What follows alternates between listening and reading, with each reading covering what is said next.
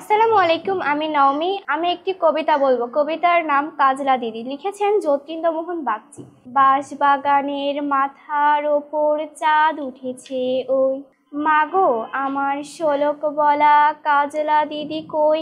পুকুর ধারে নেবুর তলে থোকাই থোকাই জোনাই জলে, ফুলের গন্ধে ঘুম আসে না, একলা জেগে রই। মাগো আমার কোলের কাছে কাজলা দিদি কই? সেদিন হতে দিদিকে আর কেনই বানা ডাকো?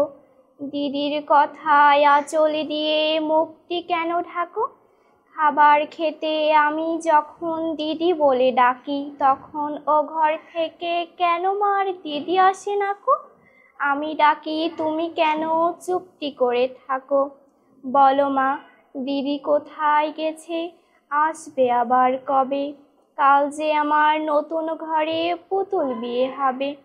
দিদির মতন ফাঁকি দিয়ে আমিও যদি লুকোই গিয়ে, তুমি তখন একলা ঘরে কেমন করে রবে?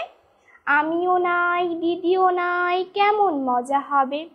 ভুঁই চাপাতে ভরে গেছে শিউলি গাছের তল, মারাসনি মা পুকুর থেকে আনবি যখন জল।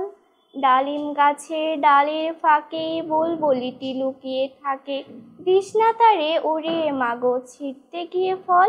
দিদি এসে শুনবে যখন বলবে কি মা বল, বাঁশবাগানের মাথার ওপর চাঁদ উঠেছে ওই। এমন সময় মাগো আমার কাজলা দিদি কই? বেড়ার ধারে পুকুর পাড়ে ঝিঝি ডাকে ঝোপে ঝাড়ে, নেবুর গন্ধে ঘুম আসে না, তাই তো জেগে রই। রাত হলো যে মাগো, আমার কাজলা দিদি কই? ধন্যবাদ।